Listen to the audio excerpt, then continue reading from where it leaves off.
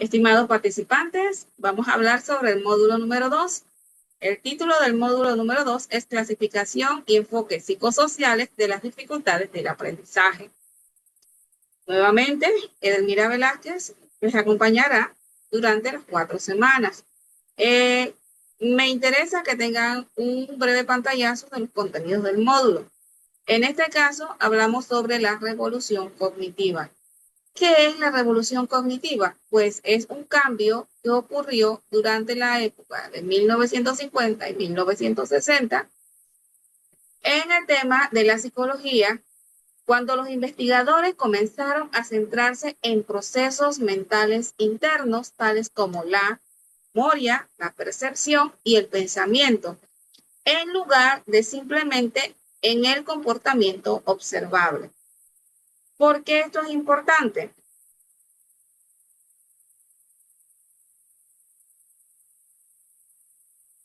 Porque llegó a un punto de inflexión donde se comprendían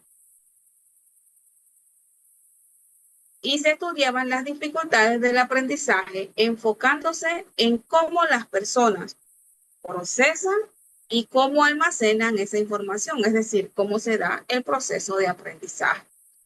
Entonces, es allí donde empieza una parte de la revolución contextual. La revolución contextual representa un cambio hacia la comprensión de qué es el aprendizaje y cómo puede ser complementado el aprendizaje y el desarrollo, cómo pueden ser comprendidos sin considerar entonces los contextos sociales y culturales en los cuales ocurren. Entonces, este enfoque reconoce la influencia de los factores externos en el aprendizaje. ¿Cuáles son esos factores externos? Pues el contexto familiar, la escuela y la comunidad. Aquí aparece entonces uno de los psicólogos más reconocidos y es Lev Vygotsky, que nos hablaba sobre la zona del desarrollo próximo. ¿A qué se refiere esa zona del desarrollo próximo? Se refiere a la distancia que ocurre entre la persona, entre lo que la persona puede hacer por sí misma y lo que puede hacer con la ayuda de otra más competente. Puede ser un compañero, puede ser su maestro, sus tutores. Y también nos habla en esa zona de desarrollo próximo que es crucial para la enseñanza y para que también se dé el aprendizaje. ¿Por qué? Porque esto proporciona una guía para que los educadores sepan el apoyo apropiado que le deben dar a sus estudiantes para que se facilite el aprendizaje y que pueda desarrollarse por sí mismo. Entonces, es interesante porque si lo vemos desde este enfoque de la teoría sociocultural de Vygotsky, observemos atentamente el esquema. El nivel real, que es la base que está de verde, es el niño que tiene limitaciones para resolver los problemas por su propia fuerza. Nosotros queremos llevar a ese chico a su nivel potencial de desarrollo. Ese nivel de potencial que es que el chico sea autónomo y capaz de resolver sus propias fuerzas.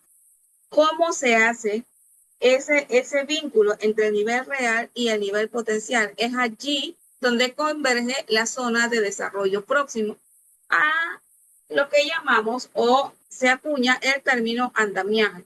¿Qué es el andamiaje? Es el apoyo que le da esas personas que tienen más capacidad a ese chico. ¿Y cómo se da? Se da a través de la colaboración y la asistencia del adulto. ¿Y ese adulto quién es? Ese adulto debe ser el docente, debe ser el padre de familia, puede ser el tutor, puede ser el cuidador, para llevar a ese chico a su nivel potencial. En eso se enfoca la teoría sociocultural de Lev Vygotsky, que es, a pesar que fue en la década del 20 que fue formulada en el siglo XXI, es es fundamental y es aplicable a los principios relacionados con el tema de la neurociencia, el neuroaprendizaje y la neurodidáctica. Entonces, hay otro psicólogo que nos habla sobre la teoría de la actividad de Leontief. ¿De qué se trata esta teoría? Este señor, Alexei Leontief, era discípulo de Vygotsky. Entonces, él centra que la actividad es la unidad básica del desarrollo psicológico, es decir, que es la interacción que tiene la persona con el entorno. Es esencial ese desarrollo. Esta teoría lo que subraya es que el aprendizaje y el desarrollo son procesos activos y que los individuos no solo reaccionan al entorno, sino que lo transforman activamente a través de sus acciones.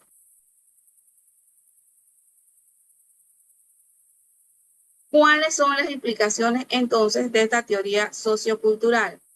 Lo primero que tiene un enfoque contextualizado. Ese enfoque contextualizado lo que nos dice es que la enseñanza debe considerar el contexto en los que los estudiantes aprenden, incluyendo los factores sociales y los factores culturales.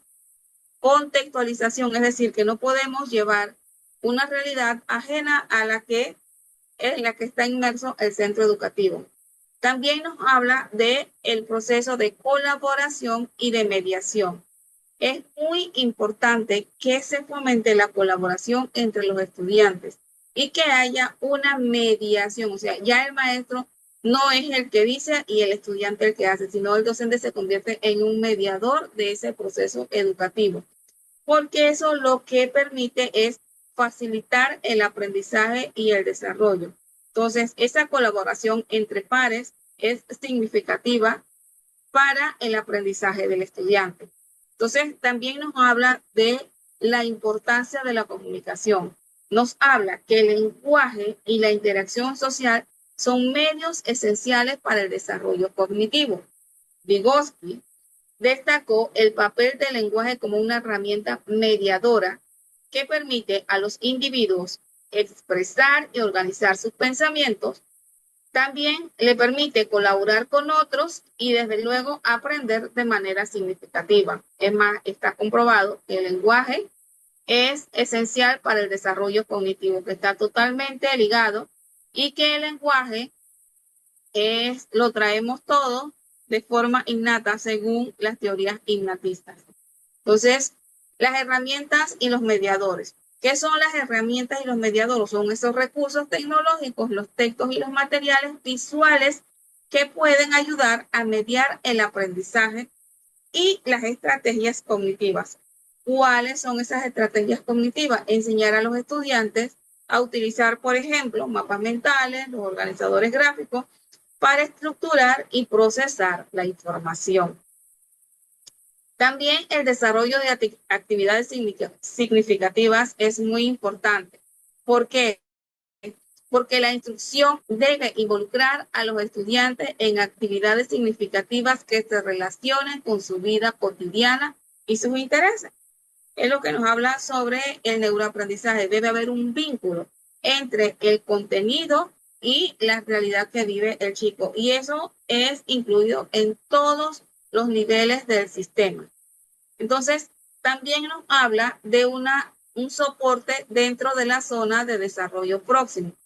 Es decir, que los educadores deben identificar la zona del desarrollo próximo de sus estudiantes y proporcionar el apoyo necesario para ayudarlos a alcanzar su máximo potencial. En conclusión, estos conceptos y estas teorías proporcionan un marco integral para comprender y abordar las dificultades del aprendizaje desde múltiples perspectivas. Y además de esto, la aplicación de estos principios en la instrucción y el apoyo a los estudiantes con necesidades educativas especiales es crucial para fomentar su desarrollo académico y personal. ¿Qué es lo que le permite? Asegurar una educación, además de inclusiva, equitativa. Sin más que decirles, muchísimas gracias.